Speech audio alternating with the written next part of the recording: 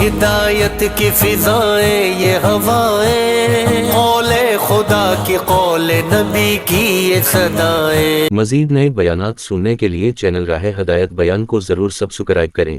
بات ساری جگہ پوری بچے کے اوپر خرچ کر دیتے ہیں ماں باپ۔ ہم لوگ تو گراؤنڈ کے اندر ہم کو پتہ ہے ماں باپ کیسے پڑھاتے ہیں بچوں کو، کتنے ماں باپ اپنے زیوروں کو بیچ کے پڑھاتے ہیں، کیسے اتنا پڑھائی ہمارے اپنے زمانے میں ہو گئی ہے، اسکول کی فیس، کالج کی فیس، ٹیوشن فیس، یہ فیس، وہ فیس، تو کیسے کیسے انداز میں ماں باپ پڑھاتے ہیں تو وہی جانتے ہیں۔ لیکن اگر بچے کا دینی ذہن نہیں ہوگا میرے بھائی، تو یہ بچے بعد سے ایسی حرکت کر جاتے ہیں کہ پورے خاندان کا سر شرموں سے جھک جاتا ہے، یا پورے اسکول کا سر شرموں سے جھک جاتا ہے۔ اساتذہ پریشان رہتے ہیں اپنے بچوں سے۔ میں نے کئی اساتذہ بولے ہمارے اوپر بات کرو، ہمارے طلبہ کے اندر سر کیا بات ہے، کہ ہمارے بچے ہمارے اختیار میں نہیں ہیں، ہمارے کنٹرول کے اندر نہیں ہیں۔ استاد کا ادب تہذیب جو ہونا چاہیے، اگر دینی ذہن نہیں تو پتہ نہیں کہاں ہے۔ تو ان بچوں کے اندر اللہ تعالیٰ نے بڑی صفات اور بڑی خوبیاں رکھی ہیں، اگر ان کی خوبیاں صحیح جگہ پر استعمال ہو گئے، آج تو یہ اسکول کالج کے اندر ہے، کل یہ کوئی ڈپارٹمنٹ کے اندر جائیں گے، کوئی شعبے میں جائیں گے، کسی اور مقام پر جائیں گے، کوئی پوسٹ پر جائیں گے، اگر یہ دینی ذہن لے کر جائیں گے تو جہاں جائیں گے ٹھیک ہے، روزی روٹی تو اپنی جگہ ہے، لیکن وہاں جا کے محنت کریں گے، کام کریں گے، جس شعبے کے اندر بھی چلے جائیں۔ ہمارے یہاں ڈی کالج کے اندر ہم لوگ 24 گھنٹے کی جماعتیں بھی کرتے تھے، بہت سے بچے ماشاء اللہ وقت لگ رہے ہیں، چلنا لگ رہے ہیں، باقی لوگ سیکنڈ ایئر ہونے کے بعد 4 مہینے لگے۔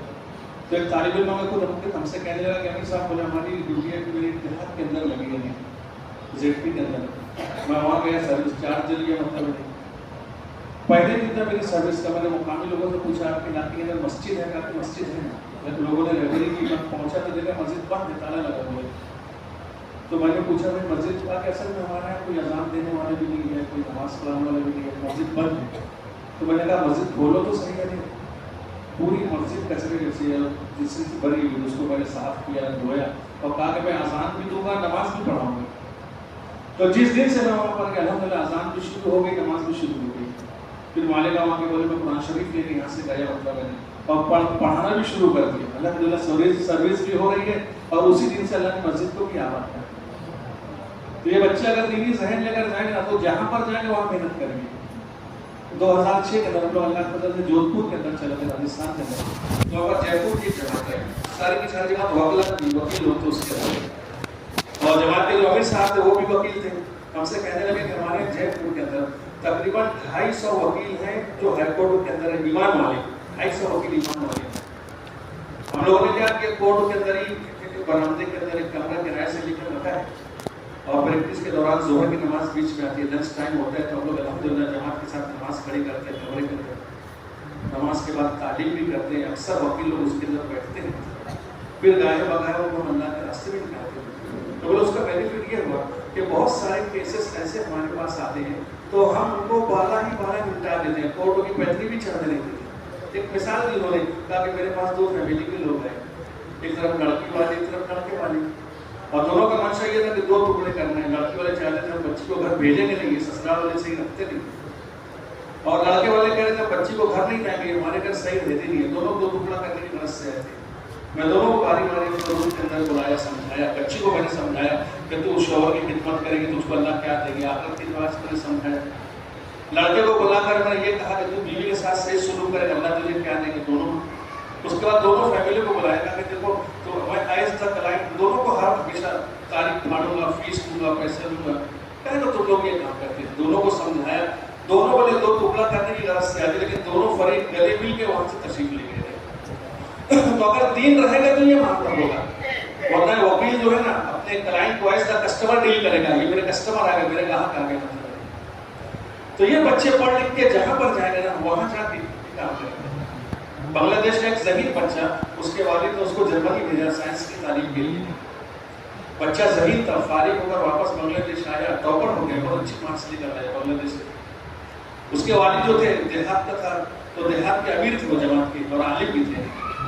بچہ جب فارغ ہو کر آئے تو اپنے بچوں کو لے کے نظاموں دی تھی، اس کے والد سے حضرت مولانا امام صاحب رحمۃ اللہ علیہ حیات تھے، ان کے سامنے دکھایا تھا کہ میرا بچہ ہے، میری خواہش تھی بچہ سائنس کی اعلیٰ تعلیم حاصل کرے، میں نے جرمنی بھیجا، ماشاءاللہ اچھا رزلٹ لے کر آئے، یہ بچہ آپ کے حوالے جہاں آپ مناسب سمجھے وہاں اس کو بھیجیں مشورے سے۔ حضرت نے پوچھا کہ کہیں سے تمہارے لیے جاب کے لیے کال وغیرہ آئی تھے؟ تو اس نے کئی ملکوں کا نام لیا، جرمنی کا نام لیا، امریکہ کا نام لیا، اور کئی ملکوں کا نام لیا، لیکن بولے جہاں آپ بولے حضرت نے کہا ٹھیک ہے تم امریکہ چلے جاؤ، اور یہ امریکہ گیا اور وہاں کے ذمہ داروں کو اپنی ساری ڈگری وغیرہ اس نے بتائی. وہاں کے لوگوں کا ذہین بچہ ہے، یہ جو ترقی یافتہ ممالک ہیں نا، یہ ذہین بچوں کو اپنے فوراً کیچ کر لیتے ہیں، ان کی ذہانت سے اپنے ملک کو فائدہ. تو کہا کہ ٹھیک ہے یہ بچہ ہمارے یہاں پر رہے گا، اور ہمارے امریکہ کے اندر جو بھی صدر رہے گا، امریکی صدر کا یہ بچہ سائنسی مشیر بنے گا. اتنی بڑی پوسٹ، اتنا بڑا ہوگا کہ امریکہ کے وزیر کا سائنسی مشیر کی بچہ. ہندوستان سے جماعت دی، کہا کہ چلو ان کا نام شاید کوئی جانتا بھی نہیں ہوگا، کبھی نہ نیوز پیپر میں نام آتا ہے، نہ اخبار میں کہیں نام آتے نہیں. ان کا نام ڈاکٹر عبدالاول ہے، کبھی نام بھی نہیں سنا ہوگا. تو جماعت کے گئے چلو ڈاکٹر صاحب سے ملاقات کریں گے. وقت تو لیا، جا کر جب ملاقات کی، مسافہ لیا، تو ساتھی کہہ رہے تھے اتنے بڑے پوسٹ پہ آپ سے ملاقات کر رہے تھے، لیکن یوں محسوس ہو رہا تھا کہ جیسے کوئی مدرسے کے شیخ الحدیث سے ملاقات کر رہے ہیں. سنت چہرہ، سنت لباس، چہرے میں اتنی کشش، اتنی رونق، ہم لوگ حیران ہو گئے. ہندوستان سے ہم لوگ جماعت لے کر آئے. تو ہماری جماعت کی چائے کی دعوت کی ڈاکٹر صاحب نے ہمارے گھر تشریف لائی. پوری جماعت گھر پر پہنچی ہے. گھر پر جب پہنچی تو ڈاکٹر صاحب نے چٹائی بچھایا تاکہ کہ صاحب تشریف رکھے. اللہ کے نبی صلی اللہ علیہ وسلم چٹائی پر بیٹھا کرتے تھے، لہٰذا میں نے اپنے گھر کے اندر کرسی کو انٹری نہیں دی. میرے گھر میں کرسی نہیں ہے، چٹائی پر. ہاتھ دھونے کے لیے گئے تو وضو خانہ بنا ہوا تھا. نبی صاحب ہمارے گھر کے اندر واش بیسن نہیں ہے، ہمارے گھر کے اندر وضو خانہ ہے، ہم لوگ یہ وضو کرتے ہیں اور چٹائی پر بیٹھ کر کھاتے ہیں. یعنی ایک آدمی اتنی اونچی پوسٹ پر پہنچ کر بھی یہ چیزیں ہیں. یہ بچپن سے جب دعوت میں لگے رہیں گے نا تو یہ پتہ کتنی آگے جائیں گے، کتنا کام کریں گے. مطلب ہے سر. اور اگر ان کا دینی ذہن نہیں ہوگا، یہ بچے آگے چل کے اسلام کا مذاق اڑانے والے بنیں گے. ایک جماعت بمبئی پہنچی، رہبر آیا کہا کہ صاحب چلو ہمارے وکیل صاحب ملاقات کے لیے چلیں گے. ملاقات کے لیے وکیل صاحب کے گھر پر گئے. وکیل صاحب نے بات چیت کی، وکیل صاحب سنتے رہے. جب بات پوری ہو گئی کہا کہ امیر صاحب آپ کا بہت بہت شکریہ، آپ میرے پاس آئے، اللہ رسول کی آپ نے میرے پاس بات کی، لیکن آپ سے درخواست ہے اس کے بعد دوبارہ میرے پاس کبھی مت آنا. کیوں وکیل صاحب کیا بات ہے؟ کہا کہ اسلام کے اندر پیدا ہونا میں اپنی سب سے بڑی بدقسمتی سمجھتا ہوں. اس کا پرموشن کوئی وجہ سے رک گیا تھا. یہ جملہ زبان سے نکلا. ابھی میڈیکل کالج کے طلبہ کا جوڑ تھا مرکز کے اوپر، مفتی سلمان صاحب آئے تھے. کئی احوال کہا کہ ہم لوگ اگرتلا گئے، اگرتلا کی جماعت لے کر گئے. وہاں کے ساتھیوں نے بتایا کہ ہمارے یہاں ایک آفیسر ہے، سینئر آفیسر ہے، 30 سال سے سروس کر رہے ہیں، بہت سینئر آدمی ہیں، صلاح الدین نام. چلیے ملاقات کے لیے ان کے بنگلے کے اوپر ہم لوگ گئے. ہم لوگ گاڑی سے اتر رہے تھے اور اللہ کا وہ بھی گاڑی سے اتر کے بنگلے میں جا رہے تھے. تو رہبر نے کہا یہی صاحب جن سے ملنے کے لیے آئے ہیں. ہم نے زور سے سلام کیا، رہے سر السلام علیکم. ہمارے قریب آئے اور انگلش کے اندر کہا کہ 30 سال ہو گیا میں نے اپنے مذہب اسلام کو چھپایا ہوا ہے، تم اتنے زور سے سلام کیوں کر رہے ہو مجھ کو؟ 30 سال ہو گیا، آج تک مجھے بتایا نہیں کہ میں مسلمان ہوں. کہا کہ آپ سے ملاقات کے لیے اچھا اندر گھر کے اندر لے کر کے بیٹھے. بات چیت شروع ہوئی تو ٹی ٹیبل تھا، اس کے اوپر ایک کارڈ رکھا ہوا تھا. کہا کہ ہماری نظر کارڈ کے اوپر پڑی تو اس پہ لکھا تھا فاطمہ صلاح الدین. بچی کی شادی کا کارڈ ہے نا، فاطمہ صلاح الدین، اور سامنے کا نام پڑا تو اس کے اوپر لکھا تھا رمیش، دولہے کا نام. ہم نے کہا کہ سر آپ کی بچی، ہاں یہ فاطمہ میری بیٹی ہے. بولے ہاں. اور یہ تم جس سے شادی کر رہے ہو یہ رمیش کا کہنا ہے، اس سے میں شادی کرا رہا ہوں. یہ تو بولے دوسرے مذہب کا ہے نا، پھر کیوں آپ نے رشتہ طے کر لیا؟ تو اس نے کہا کہ اصل بات یہ ہے نا کہ جو میری بیٹی ہے نا فاطمہ، یہ بھی شراب پیتی ہے اور یہ جو رمیش ہے نا یہ بھی شراب پیتا ہے. میں سوچا دونوں کا ذہن مل جائے گا، اس کے لیے میں شادی کر رہا ہوں. محنت نہیں ہوگی نا، یہ ہمارے طلبہ پتہ نہیں نا کون سی آندھی ان کو اڑا کے لے کے چلی جائے گی. اب تو اندازہ نہیں لگا سکتے ہیں، پتہ نہیں کتنے دور چلے جائیں گے. مفتی صاحب بتا رہے تھے میں مکہ ٹاور کے اندر موجود تھا، حرم کے اندر مکہ ٹاور ہے موجود تھا جہاں سے بیت اللہ نظر آتا ہے. کچھ لوگ میرے قریب کھڑے تھے، انگلش میں آپس میں بات چیت کر رہے تھے، سب پڑھے لکھے گریجویٹ لوگ بات چیت کر رہے تھے اور کیک کاٹ کے کھا رہے تھے. میں بھی کیا شامل ہوا، پوچھا پڑھو، پتہ چلا کہ پڑوس کے لوگ ہیں، سب ایجوکیٹڈ پڑھے لکھے لوگ ہیں. تو میں نے پوچھا کیسے آنا ہوا کہ آپ لوگ کیک کھا رہے ہیں؟ سمجھ میں نہیں آئی بات. کہا کہ اصل میں ہم دوستوں نے پروگرام بنایا تھا کہ چلو مکہ ہمارے دوست کا برتھ ڈے ہے، ہم نے یہ سوچا 64 کے برتھ ڈے چلو مکہ کے حرم کے اندر ان کا برتھ ڈے منائیں گے. تو اس کے لیے ہم یہاں مکہ ٹاور کے اندر ہیں اور کیک کاٹ کے کھا رہے ہیں. تو میں نے پوچھا ماشاء اللہ آپ لوگ حرم کے اندر آئے ہو، طواف بھی آپ لوگوں نے خوب کیا ہوگا، عمرہ بھی خوب کیا ہوگا. نہیں میں نے طواف اور عمرہ کیوں، ہم تو صرف برتھ ڈے منانے کے لیے یہاں پر آئے تھے اور شام کی فلائٹ سے لوگ واپس چلے جائیں گے. حرم میں جا کے طواف نہیں کیا، بیت اللہ کے سامنے کھڑے ہو گئے. محنت نہیں ہوگی میرے بھائی، یہ بچے پتہ نہیں کہاں کتنی دور نکل جائیں گے. مطلب اس کے لیے میں ذہین بچے ہیں، مطلب کسی چیز کو سمجھنا یا کسی چیز کو سمجھانا یہ ہم سے بہتر کر سکتے ہیں۔ ایک جاہل آدمی ایک بات کرے تو کوئی توجہ نہیں لگا، کوئی متوجہ نہیں ہو گئے، ایک پڑھا لکھا آدمی بات کرے لوگ متوجہ ہوں گے، توجہ سے اس کی بات کو سنیں گے، معاشرے کے اندر ان کا ایک مقام ہوتا ہے۔ تو جب یہ اپنی پوسٹ پر بیٹھ کر جب لوگوں کو دین کی طرف بلائیں گے، دعوت کی طرف راغب کریں گے، تو لوگ کہیں گے نہیں یار یہ ضروری ہے، تب تو یہ ڈاکٹر صاحب یہ بات بول رہے ہیں، وکیل صاحب یہ بات بول رہے ہیں۔ تو یہ بچے آج پڑھنے والے ہندوستان کے ہمارے ملک کے اندر بہت سارے ڈپارٹمنٹ ایسے ہیں جہاں عام آدمی کا داخلہ بھی نہیں ہے، انٹری بھی نہیں ہے۔ یہ ہمارے پڑھے لکھے بچے وہاں پر جائیں گے اور وہاں پر جا کر برادران وطن کو بہت ساری غلط فہمیاں جو ہیں یہ غلط فہمیوں کو دور کر سکتے ہیں۔ آخری بات ہمارے تھے بہار کے انجینئر شمیم صاحب، ابھی لاک ڈاؤن سے پہلے ان کا انتقال ہوا۔ پڑھائی کے زمانے سے ماشاءاللہ دعوت کے کام میں لگے ہوئے تھے، ہمیشہ اللہ کے راستے میں جانا وقت لگانا، یہاں تک کہ ماشاءاللہ انجینئر ہو گئے پورے کے پورے، اور ان کو اپائنٹمنٹ مل گیا فلاں دیہات کے اندر، ان کو چارج لے گئے آفیسر کی حیثیت سے کیا اس علاقے کے اندر، اور وہاں اسٹاف کے لوگوں کو پتہ چلا کہ تمہارے ساتھ تمہارے باس آ رہے ہیں چارج لینے کے لیے۔ سارے برادران وطن تھے وہ انتظار میں کھڑے تھے، ہمارے صاحب آنے والے کے انتظار ان کا استقبال کریں گے۔ سارے کے سارے اپنے آفس سے باہر نکل کر گراؤنڈ کے اندر کھڑے تھے ان کے استقبال کے لیے، پھول ہار لے کر ہمارے ساتھ آ رہے۔ ابھی بیچارے سیدھے سادھے آدمی بچپن سے دعوت کے کام میں لگے ہوئے تھے۔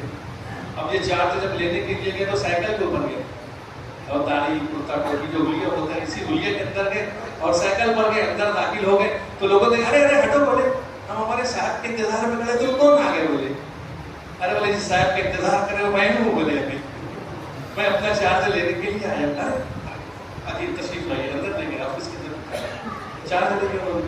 اب کچھ دن کے بعد بہت بڑا ڈیم بنا رہا تھا گورنمنٹ کو، مطلب اس کا ٹینڈر پاس ہوا، جہاں اور لوگوں نے ٹینڈر بھرا انہوں نے بھی بھر دیا، اور اس زمانے کے اندر 1 کروڑ کا ٹینڈر بھرا، آج سے 30 سال 40 سال پہلے کی بات ہے، 1 کروڑ کا ٹینڈر انہوں نے بھرا، اللہ کرنا ان کے نام کا ٹینڈر پاس ہو گیا۔ اب پاس ہو گئے، انہوں نے ڈیم بنانا شروع کیا، اب امانت داری کے ساتھ دیانتداری کے ساتھ ماشاءاللہ کام شروع ہوا اور پورا کا پورا ڈیم بن کر تیار ہوا۔ اب جو ڈیم کے لیے انہوں نے 1 کروڑ کا مطالبہ کیا تھا، ٹینڈر بھرا تھا، اللہ کا کرنا ایسے ہو کہ 75 لاکھ میں وہ ڈیم بن گیا، امانت داری سے دیانتداری سے بنایا تھا، تو 75 لاکھ میں بن کے تیار ہو گئے۔ 25 لاکھ روپے بچ گئے، انہوں نے 25 لاکھ روپیہ لیا اور لے کر جانے لگے۔ اسٹاف کے لوگوں نے پوچھا سب کہاں جا رہے ہیں؟ تاکہ گورنمنٹ کو واپس کر دیا۔ ایسا کیس کبھی نہیں آیا ہوگا لوگوں کے سامنے، تاکہ حکومت کو واپس کرنے کے لیے جا رہا ہوں، تو بیچارے برادران وطن تھے، انہوں نے حضرت سے پوچھا کہ 25 لاکھ آپ واپس کرنے کے لیے جا رہے ہیں، آپ کے بال بچے نہیں ہیں کیا؟ سمجھے بات؟ آپ 25 لاکھ واپس کر 25 لاکھ 25 سال پہلے 25 لاکھ واپس کرنے جا رہے ہیں، آپ کے بال بچے نہیں ہیں کیا؟ تو انہوں نے جواب دیا کہ ہاں، بال بچوں کے لیے ہی واپس کرنے جا رہے ہیں۔ سمجھ میں نہیں چاہ رہے حرام کا پیسہ اپنے بچوں کو منہ میں ڈال دیں، بچوں کا منہ دیکھ کر ہی جا کر واپس کرتے ہیں۔ تو جب تک حیات رہے بہت عزت رہی ان کی، مطلب کہ نہیں آدمی دیانتدار ایماندار، تو اس کے پیچھے بھی حضرت جو فرماتے ہیں مولوی صاحب کہ آج تم دنیا میں جو خیر دیکھ رہے ہیں سب کی سب دعوت کی کھیتیاں ہیں، سب جو چیز نظر آ رہی ہے اس کے پیچھے یہ اکیلا ہی محنت ہے، مطلب ان بچوں پر محنت ہوگی تو کتنی آگے جائے گی پتہ نہیں۔ ایک بات یاد رہے کہ 1985 کی بات، ہم لوگ بامبے میں وقت لگا رہے تھے، 85-86 کی بات تھی، تو پروفیسر عالم صاحب بامبے میں مہاراشٹر کالج کے پروفیسر، طلبہ کی جماعت تھی شاید اس کے اندر بھی تھا، مطلب ہے تو طلبہ سے مذاکرہ کر رہے تھے اور مذاکرہ کرتے گئے کہنے لگے جب ہم لوگ بامبے کالج کی مہاراشٹر کالج کی طلبہ کی جماعت لے کر ندوا پہنچے، لکھنؤ پہنچے، دل میں بات آئی اتنی دور ہے کہ چلو وہاں علی ندوی صاحب رحمۃ اللہ علیہ سے ملاقات کر لیں گے، بچوں کی بھی ملاقات کی تصویریں لے لیں گے ان سے، تو پورے بچوں کی جماعت لے کر ندوا پہنچا، میں کچھ سنائی باتیں اور بالکل لفظ بلفظ ہو جاتے وہ دہراؤں گا۔ آگے گئے ماشاءاللہ مولانا علی ندوی صاحب رحمۃ اللہ علیہ سے ملاقات ہوئی، تو میں نے کہا ماشاءاللہ بمبئی کے کالج کے بچے ہیں، مہاراشٹر کالج کے بچے اور ان کی چھٹیاں لگی ہیں، تو ماشاءاللہ یہ اللہ کے راستے کے اندر نکلی، کچھ ہمیں ذرا نصیحت کر دیجیے مولانا علی ندوی صاحب کو۔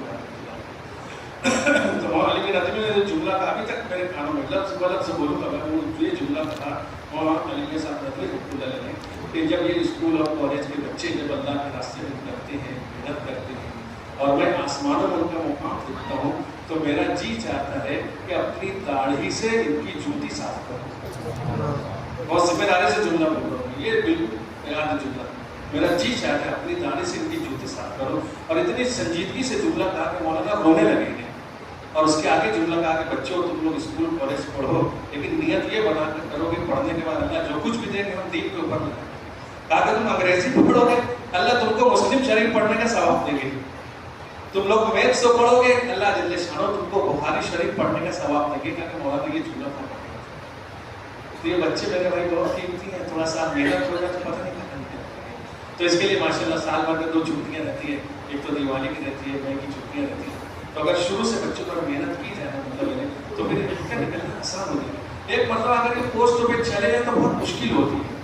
اور بچپن سے لگے رہیں گے نا تو یہ جہاں بھی جائیں گے دین اور دعوت کو لے کر جائیں گے. مطلب ایک ڈاکٹر کینسر کا ڈاکٹر بچپن سے دعوت میں لگا ہوا تھا. اللہ کے راستے میں تو لگا کر کینسر کا انجیکشن 10 روپے میں لگاتا تھا وہ. اور یہ بھی کہتا اس پر 10 روپے میں بھی مجھ کو پیسہ بچتا ہے. مانے گاؤں کا ایک بچہ پونا کے اندر پڑا, بمبئی پڑا, جسلو ہاسپٹل کے اندر رہا. ایک غریب آدمی بڑا آپریشن کرانے کے لیے اس کے پاس گیا, اس کا آپریشن کیا تو یہ بیچارہ پیشنٹ ڈرتے ڈرتے کہ اتنا بڑا آپریشن ہے ڈاکٹر صاحب کتنے آپ کتنا پیسہ ہوا آپ کا. تو ڈاکٹر صاحب نے کہا بولے بس بھیا 500 روپئے دے دو. یہ 1-2 سال پہلے کی بات بول رہا ہوں, بہت پرانی بات نہیں. وہ غریب مزدور آدمی کہ ڈاکٹر صاحب اتنا بڑا آپریشن کتنا پیسہ ہوا. ڈرتے ڈرتے وہ پیسے کا انتظام کرنے گیا تھا. نہیں بولے بھائی صاحب خالی آپ ان کو 500 روپئے دے دو بس ہو گیا.